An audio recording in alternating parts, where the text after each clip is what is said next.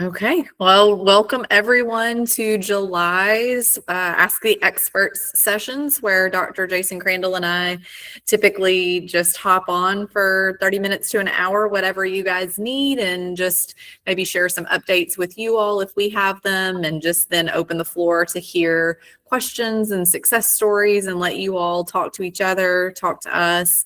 These are typically pretty casual, so feel free to keep your mics on mute, and then like when I open it up to questions, you can either raise hands, or if no one else is chiming in, then by all means you can just unmute and chime in. We don't have a super formal protocol with that. So appreciate you guys all carving out a few minutes of your day. I know everybody is busy, and we appreciate you guys taking the time to bring your questions here or to just come on and listen, whatever the case may be. So we typically kick these off by just sharing anything that we have on our end, which I don't think is a ton today, but I know we just wanted to continue to remind everybody that if you're not sure when your organization's renewal might be, that's something that you can always reach out to us about. You can always just send me an email. It's Christine@bingosize.com. I'm sure I've communicated with all of you guys at some point.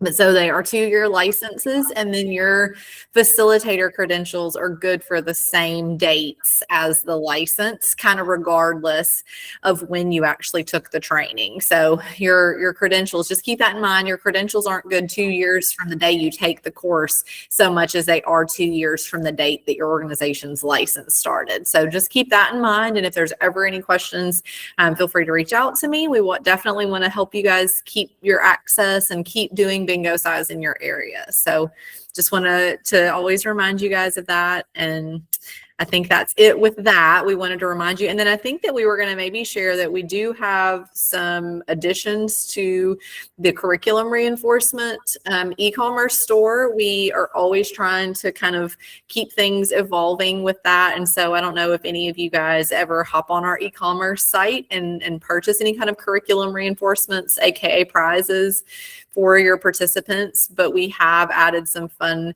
new prizes. We've added some canvas tote bags that are reusable that could be used for, like grocery shopping or just carrying stuff to and fro, whatever it might be. We've got some new like fidget toys, some stuff that's kind of works on like fine motor skills and dexterity. I know we have some magnifying nail clippers. There might even be a couple of other things. Dr. Crandall, can you think of anything off the top of my head that maybe I forgot?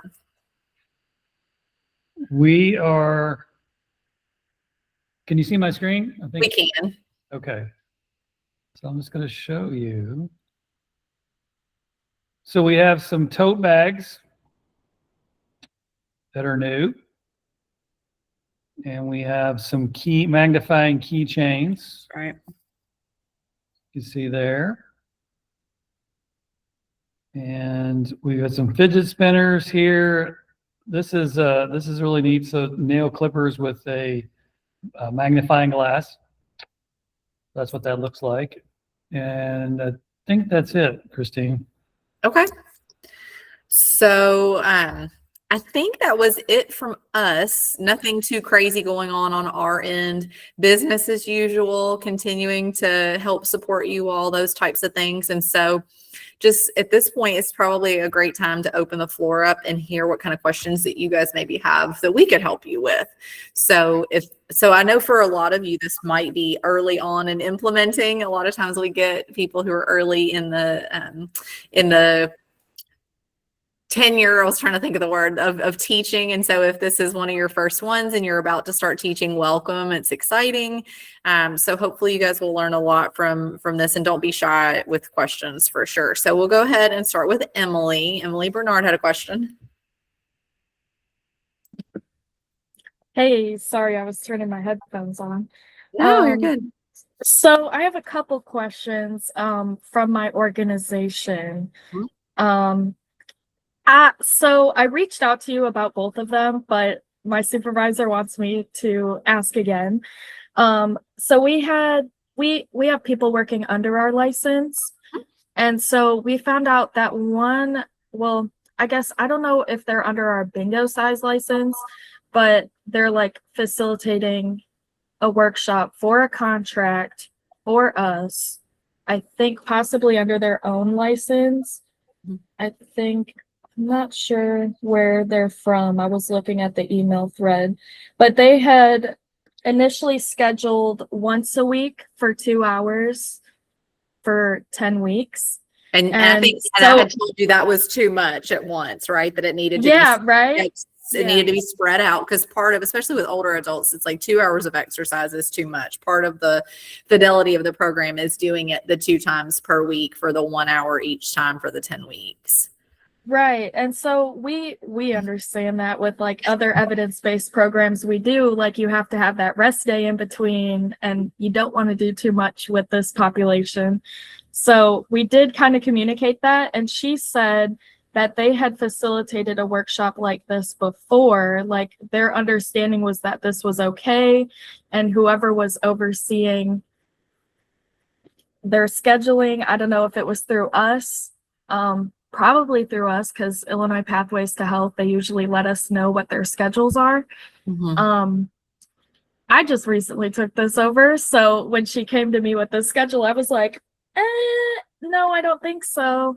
But now they're like, they do have some pushback because they're like, well, we've done it before. And we're like, well, new leadership, we're kind of cracking down. So I think they are moving forward with canceling that workshop. And we're going to try and get them a different program, maybe Matter of Balance. That's once a week.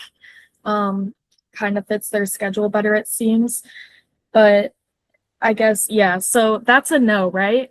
Like if we're trying to do evidence-based programming, it needs to be the twice a week, 1 hour. Is there a 3 time a week option? No. No. Okay. We're much more flexible when it comes to less time. But the 2 hour is a problem just because it's going to be much more risky, especially Yeah. population. Now, if you spread it out a little more, we're more willing to do something like that. We do that quite often. Right, like but the once 2 a week, hours, that's but pushing 1 hour. Right. That would be more manageable than once a week, twice, once a week for Like 2 2 hours. sessions. Yeah, they said they were doing 2 sessions per class, and I was like, No. that's a lot. Yeah. No. Yeah. We Okay. definitely So- wouldn't have okayed that. I mean, they might have been doing it, but Right. And that's, I'm like, maybe whoever was like looking over schedules didn't click, but so we did catch that. And then the other thing was technical difficulties with Richton Park. I think and we're you were, looking into those. Yep. Our data guy is checking on those. You guys are one of the few sites where you're actually using everyone on devices. I sent that to Peyton and copied you, Dr. Crandall. It's probably been a week or so ago. So I need to check back with Peyton and find out where he is with that. But you guys Tony sent some videos, and I did forward those to my technical team. And so I just need to see where they are with that. But yeah, definitely. okay. That's ongoing, so we haven't forgotten about him. Okay, yeah, I let my boss know because I guess she went to pick up paperwork from there, and spoke to one of the like facilitators, and she wasn't aware that anything was being done. I was like, oh, I thought Tony would have let her know since they were recording the sessions, but I was like, okay, I can reach out to her and let her know that it's in process, but I was like, I'm pretty sure they're working on it, but it might take some time. Yeah. We'll definitely Okay. check back with them and get Tony some feedback here ASAP. Okay. Thank you so much. That's it. No worries. Hi, Christina. Your Hey, hand what was are up y'all there. doing? Doing good. I have a few questions, but one of the main ones is, I completed the training several weeks ago, but I never received like anything to where I would get access to the Bingo Size dashboard. It probably went to your junk mail. That happens a lot. Just reach out to, I'm going to put an email, reach out to Elizabeth at info@Bingo Size. Odds are it's in your junk mail. That happens a lot when she sends those to people. Okay. Info at Bingo Size. Okay, thank you. Uh-huh. And then I'm confident she sent that to you, but we'll definitely resend it to you. But just reach out to her and she'll get you what you need. okay. All right, and then the next question was about like info sessions. So it's my understanding like the way our license works for PTRC, we have like one county basically under that license. So for those info sessions, they can only be done in that particular county, or okay, Mhm. it couldn't be somewhere else in a different county, but bring them to the county that would be hosting the bingo size. I'll default to Dr. Crandall. Yes, I can see he's thinking. So when you say info session, what are you? I think she means like a demo, like a recruiting type session to show people like, hey, this is what it would look like for a workshop, right? Yeah, but they would be coming to another county, the county that we actually have the license for to participate. I don't really have a problem with that. I think that's, I mean, that's probably fine with me. Okay. All right. And then the other question was about getting other people trained. Like right now, I'm the only person that's trained, but for other people to be trained, do I reach out to you all to send that information to those particular people?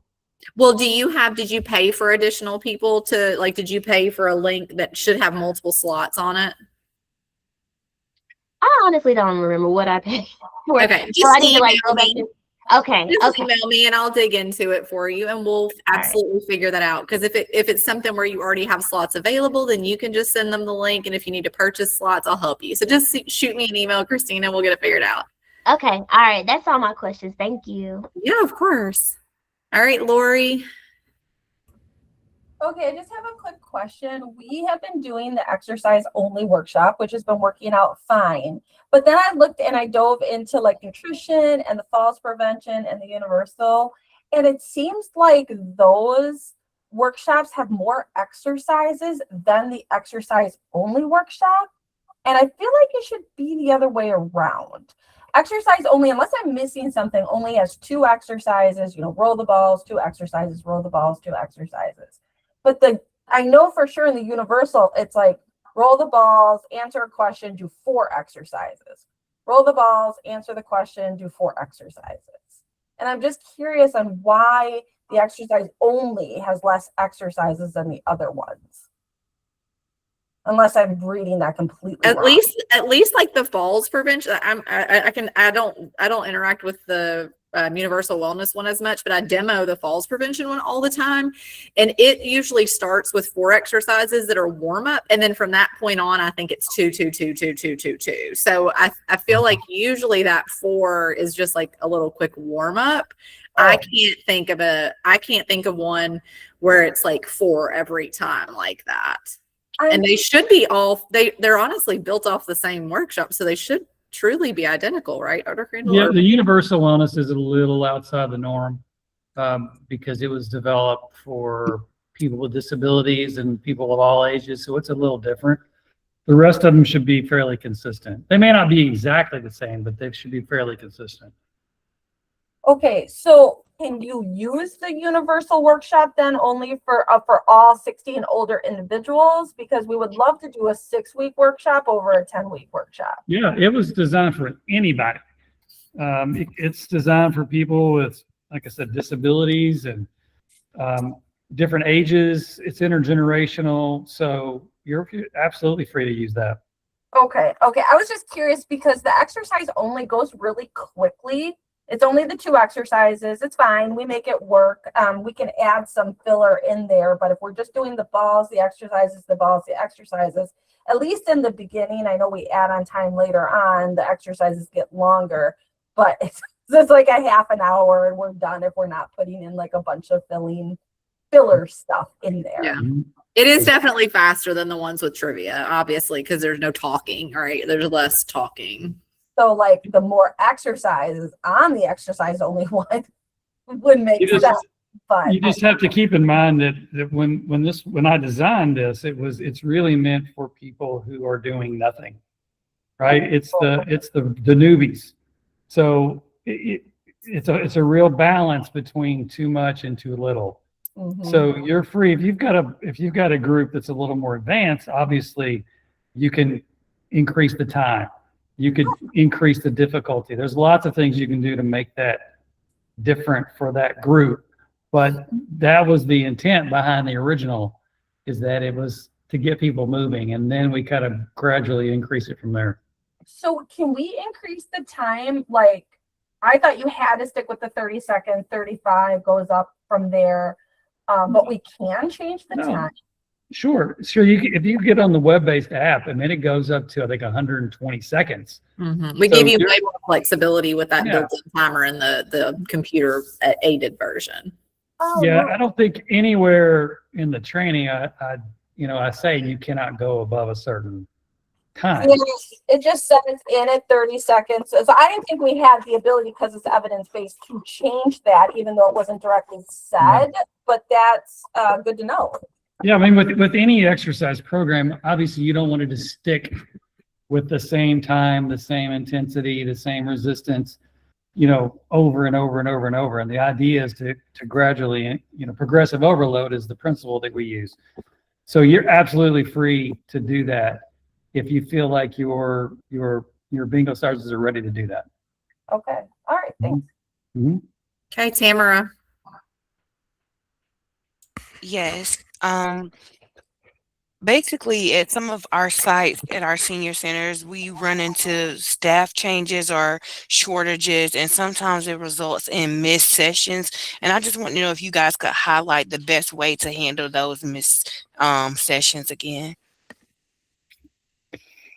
How many missed sessions, I think, is probably part of the question. Is it like one periodically here and there, or is it like multiple consecutive ones? Some have been consecutive, and that's been an issue at some sites where it's like, okay, we did, let's just say 6 classes, and then they run into an issue where a staff member has to flex to another center and there's not a backup. And so they may miss, basically a week of classes. And so I know prior, when I had reached out, you guys said, like, if it was one session, it's okay to kind of just flex that to the end of the session, continue basically with the course.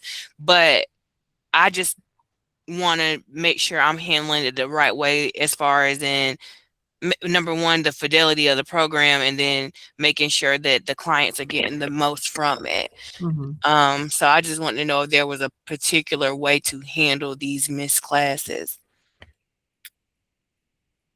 In my head, there's really no one good response to that, because it's always, well, how many in a row? Where are you in the program? If it's in the beginning versus the end. It's hard to give you a one way to handle that. Obviously, if you're going a week or two at a time without doing anything, it's definitely impacting the fidelity. I always, when people ask, how can we modify the program as far as frequency goes, I always say, well, once you've changed it from a two times a week for 10-week program, that changes the fidelity automatically, because that's how we designed it. And that's where the research is based. But obviously, changing it in certain ways is going to have much less of an impact than other ways. So if you're going a week at a time, you're obviously having a huge impact on the fidelity. We can't really say that you're going to get the same impact that you would if you were doing it consistently. Maybe if we could talk offline at a time, and you can give me a specific example, then we can make a decision from there. It could be we need to just, like, each time something like that happens, make a call, discuss it via email, that, each individual time something like that happens, right? Because it sounds like they're not going to always be the same, and the answer might be different every time.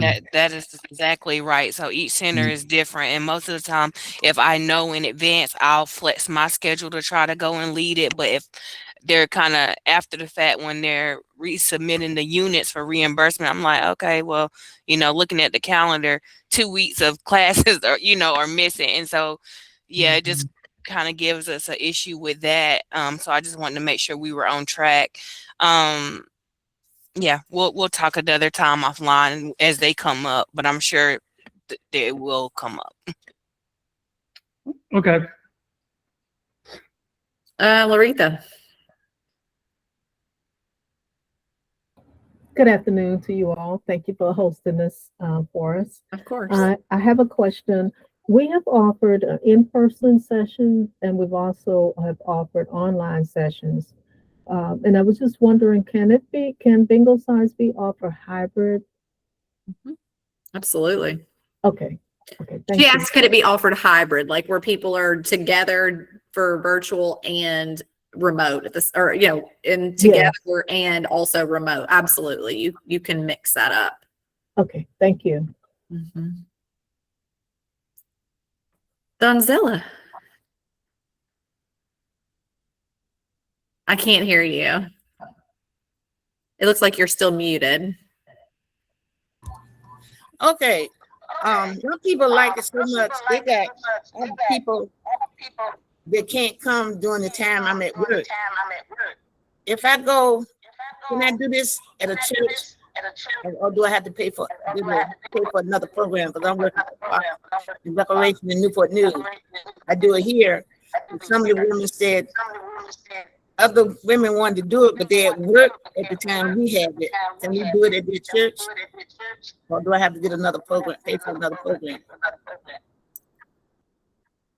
Hang on 2 seconds. Ada, you're unmuted and we can hear a bunch of feedback. I don't know if you can mute your mic. It won't let me mute you.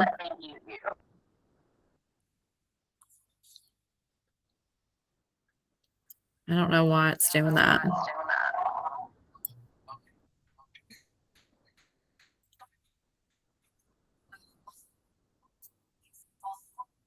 Can you try muting yourself, Ada?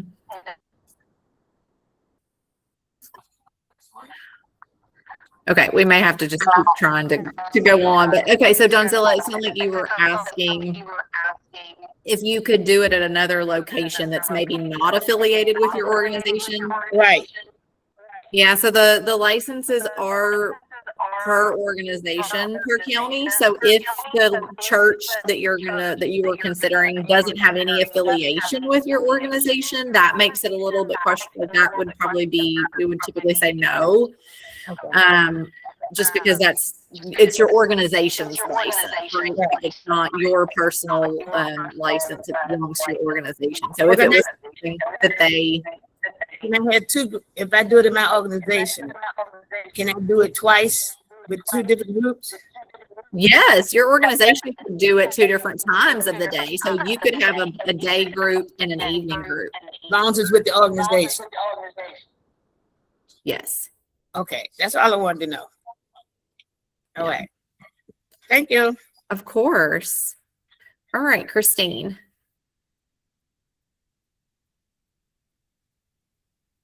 Actually, so Christine might have fallen off. Anna? My question is, I think I'm right, but I want to confirm. Some of my sites are 3-day-a-week sites, so to do this twice a week would be really difficult. They're only open 5 hours a day, 3 days a week. So I would be able to do it once a week for 20 weeks, or possibly I still have the ability to train a couple of those directors and get them trained to do it. Is that something they could do on a regular basis every week, once a week? Your second approach to getting other people trained will be better, because Yes. it goes back to my response about fidelity, where, you know, obviously it's meant to be done twice a week. Once a week is fine. Twice is better. If you have absolutely no other choice, then yes, you can run it once a week. However, it's not going to have the impact that twice a week would have. My recommendation would be get somebody else trained to run it, maybe on a second day if possible. But, you know, sometimes I know that's not possible, and we'd rather have them do it once a week than nothing. But I just always like to, you know, confirm with everybody that it is not going to have the fidelity that it does when it's done twice a week. Okay. Okay, thank you. You're welcome. I don't see another hand up. So somebody's Cammie. I just had one question in regards to doing it. I know like I'm trying to schedule one at our local elderly center, and in November they want Wednesdays and Fridays just because that works better for them, but they have holidays Thursday and Friday, so there's 1 week I could only get like 1 day in. Should I see, like I have already asked, but they haven't answered me yet about changing it instead of that Friday, if we could switch it and do it like a Monday, Wednesday that week, just to get the two days in. What are your thoughts on, like, if I can only do once that one, that 1 week, do I just add an extra day? You know what I mean? Like towards the end of the program to at least get that 20 sessions in? Yes. Okay. Yes. I would switch the days that week if they'll let you. Yeah. And then if not, then just tack a session on like at the end. So it's kind of like plan A, plan B, basically. Okay. Because it seems like sometimes like I'll have issues like that, but lately I've been able to switch. So like our last week of bingo size, this last session we did Wednesday and Thursday because they couldn't do a Friday. But I just be careful doing them back to back like that. Yeah. Unless if that's avoidable at all, Yeah. avoid That was just the only day they would allow to switch it. Probably not the end of the world that one time, but just in general, always try to have that gap day. Okay. Don't you agree? I would agree. Okay. Yes. Okay. Quickly, I have a response from our developer about the issue. Who was having the issue? That was Tony is the guy but it's Emily Bernard who's overseeing that group. Okay, Emily, when is the last time you tried to play with devices? It's been in the last few weeks. It was definitely after they did all those bug fixes. Okay, so Friday they pushed a fix. Okay. So it should be fixed. Okay. So but if Tony it's needs to not- try it again then. Yes, try it I was again. gonna say, yeah, our boss that had talked with the facilitator said at one point she said there was a participant that was upset because she had one number to go and the program glitched and started over. So it was freezing and stopping in the middle of games. I guess, is that the one that they? Yeah, well, that's it. That's it. Whatever you sent Okay. screenshots of, that's the Yes. fix. So, well, what I Okay. need to know is if it's still a problem Yeah. because they pushed it to fix Friday. See if Tony can do, even if he's done with the session, see if he can like get his team to all log in on devices and like do a demo or something, you know what I mean? Just like in his office, something to see if he can recreate it anymore or if it is indeed fixed from the push. Hopefully this fixed it and that's a done deal. Okay, I'll send it to Tony, and then I think they have Linda is the facilitator, so I'll see if they can figure something out. The other Right. problem they were having, they haven't been able to replicate that problem. So sometimes that's harder to figure out when they can't replicate it. Right. But yeah. let's be hopeful that they fixed it on Friday and it's a moot point. Hopefully that took care of everything would be the goal. Okay. So yeah, just follow up if you don't mind and keep us posted. Yeah. We always try to be very responsive and we'll definitely get things fixed if there's some issues. Okay. Appreciate it. Thank you. Of course. All right, Christine. Thank you. Sorry about before I dropped the call. That's okay. We are fall prevention bingo size certified. We're looking at also doing the nutrition portion. Is that a complete different training? Can we just do a nutrition part? How does that work? Yeah, you're free to use the nutrition workshop. You already have access to all the materials on the dashboard. Yep. So The training certified you for Right. Oh, everything. Yep. wonderful. Because my Yep. other question was the universal for the disabilities of all trained. ages. That is wonderful news. Well, we'll do that next. We're doing a bingo size now with fall prevention, Yeah, and then wanted to tack on the next class as being nutrition. go for it. All right. Thank you. Okay. I don't see any more hands up. If anybody has a question, now would be a great time to throw your hand up or even just unmute. That's always fine too. Make sure we get everybody's questions answered. Hey, I have a question. This is Sharon. Sharon. Yeah, hey. I was wondering, honey, do you have a bingo size that's created just for caregivers? You have, our caregivers group that meets once a month, kind of just to engage them in some fun. Of course, you could just do regular bingo with them, but we couldn't call it bingo size. But do you have anything that could be considered, especially for caregivers groups that meet once a month, that we could engage them with without just creating our own, You mean bingo like with game and just letting them content, play? like with caregiver specific content, you mean? Yes. You mean, I mean, because our meetings are kind of like an outlet to them, to have to break away from their loved ones. So when they meet with us, we're always trying to engage them in something outside of those four walls where it's really just about them. And I'm always trying to come up with different activities during the meeting to engage with them, besides giving them the resources and the information that we have. So do you have anything that we could utilize to kind of tweak, just for them? so what would you like to tweak? Well, I mean, because of the fact that you're saying we're required to do it twice a week, but of course with caregivers, you don't meet once a month. So we wouldn't be able to modify that because it's a once a month meeting designed just for them. Yeah. So Well, they wouldn't be coming out twice a week or twice a month. yeah. Well, as some of my other responses about the fidelity piece, there are certain circumstances where we will be flexible. And so, rather than have a caregiver specific bingo size workshop, because it is an exercise program, right? So once a month is not going to do much for those folks.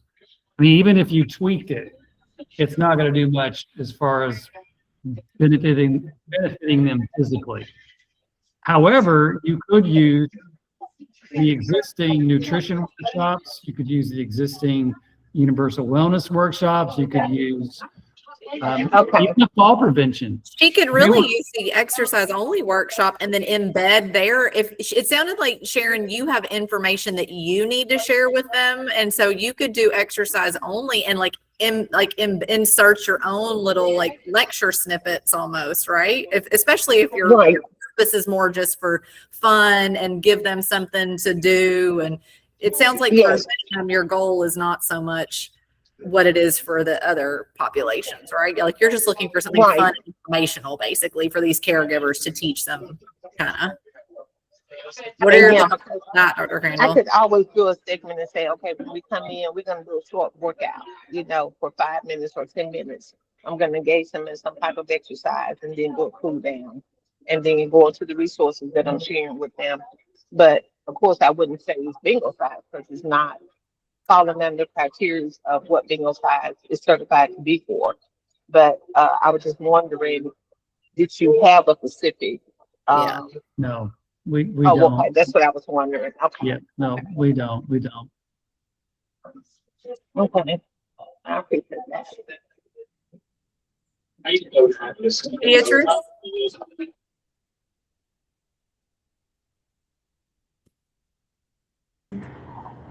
Yes, hi. So I understand that we only giving certificates to completers now. You have the option of doing that or not. It's up to you. We have people that give it to everybody who shows up. Okay.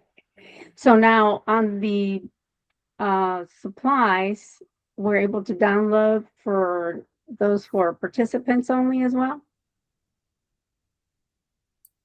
For participants only. I'm not following. If they're not completers, because normally you would have a certificate for those who are not completers and those where they're just participated. You can download that and customize it for anybody because it's like you can print it out and then like handwrite everybody's names on it or whatever. So you can print that out and then write one for everybody if you wanted to. Okay. Oh, okay. All right. Yeah. Especially if you Thank don't you. have the stigma of complete, right? Like you could just use the completer part for the data piece, but then give them all a certificate for just. Oh, I see. I Yeah. see. Yeah, because sometimes they can't help with doctor's appointments and things like that with the population that we have. Which is why we've gone to that 70% completion rate. So that's definitely, we've tried to factor that in. So if you're doing a 10-week workshop with 20 sessions, they really only have to come to 14 or more to be considered a completer. So we used to be at 80. We've moved to 70 with the goal that hopefully it would help encourage more completers. So so hopefully that helps. But obviously if just for optics sake, you want to give one to everybody, that's fine. It doesn't hurt anything. All right, thank you. Along those lines, as far as attendance goes and data, just remember that the data collection, the pre-post assessments is not a requirement any longer. That's been gone for quite a while now. I still have people that are sending me data, which is much appreciated, but you do not have to do that. So, if you've got a problem collecting data for whatever reason, there's really no need to send me, your reasoning for not getting it, because you don't have to do it anyway. So just that makes things easier for you all. I know some of you have to do that for your funding stream or whatever, but you don't have to do that for us.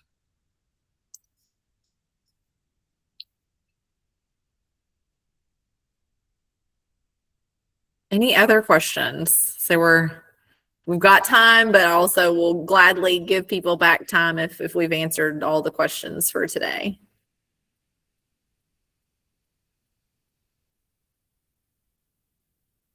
Okay.